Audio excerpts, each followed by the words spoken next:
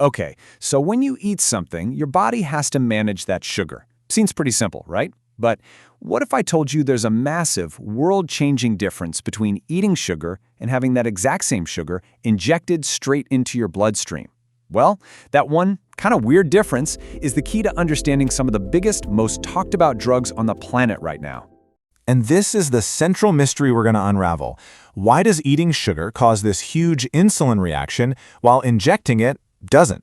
I mean, you'd think sugar is sugar, no matter how it gets into your body. But for decades, scientists were baffled.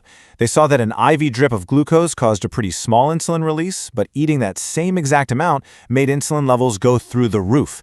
The body was reacting in two completely different ways. The big question was, just why? And just look at this comparison. It's black and white. You eat glucose, boom, you get a huge spike in insulin.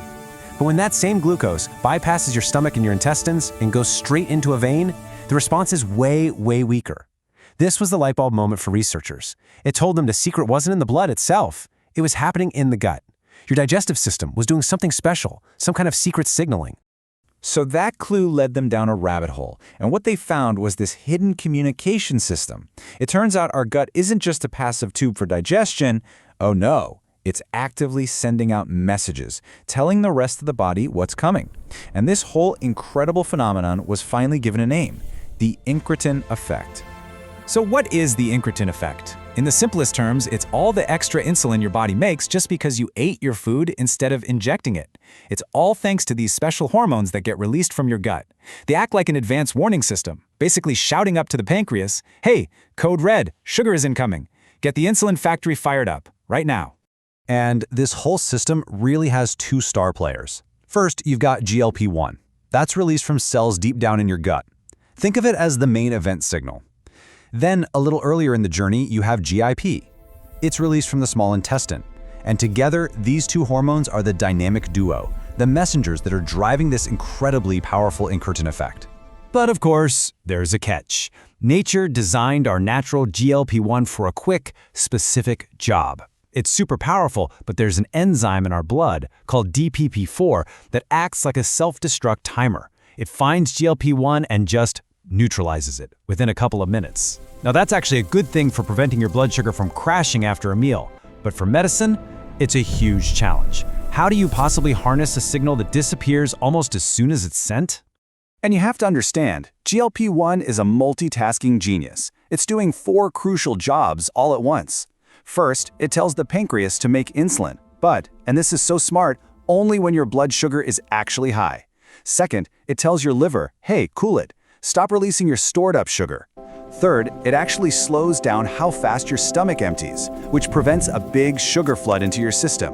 And fourth, it sends a signal straight to your brain that says, hey, we're full, you can stop eating now. It's just this perfect 4-part harmony for managing your metabolism.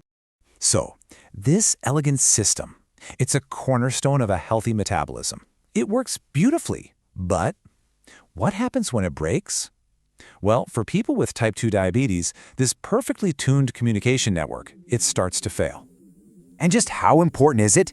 Get this, in a healthy person, a staggering 50 to 70% of all the insulin your body releases after a meal is triggered by these incretin hormones. 50 to 70%? This isn't some minor player, it's the main event. And that brings us right to the core problem in type 2 diabetes. That critical signal from the gut, it gets muffled, it gets lost in translation. That advanced warning system just stops working. The pancreas never gets the memo, and the body's ability to handle the sugar coming in from a meal is just severely broken. So if the body's natural signal is broken, or it's just way too short-lived, the next logical question for science was pretty clear. Can we make a better one? Can we create a stronger, more durable signal? Could we essentially hack this entire hormonal system? Well, that question led to a totally groundbreaking new class of drugs.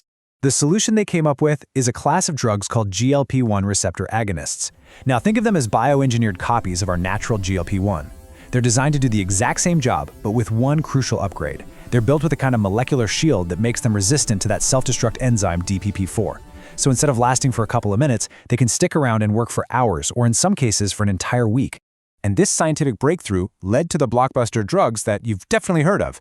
You have Semaglutide, which is branded as Ozempic for diabetes, and Wegovy for weight loss. And then you have the next evolution, tirzepatide, which you'll know as Mounjaro and Zepbound.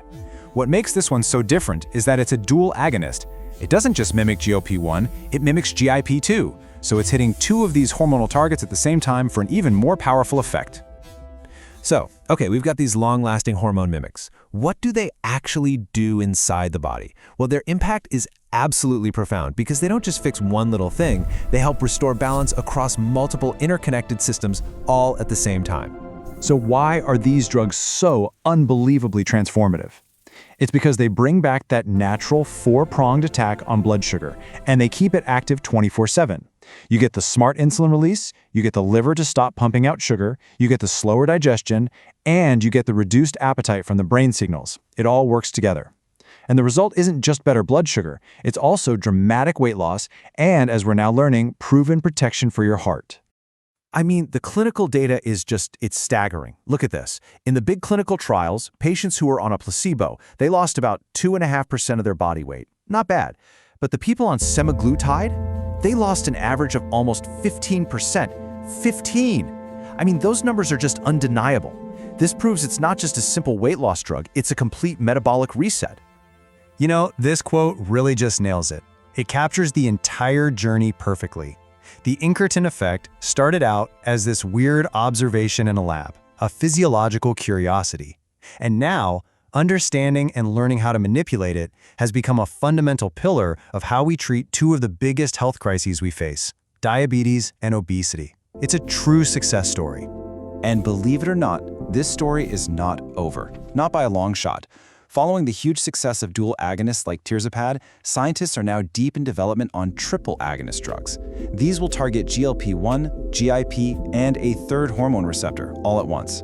The goal is to fine-tune the body's metabolism with even more precision and to get even better life-changing results.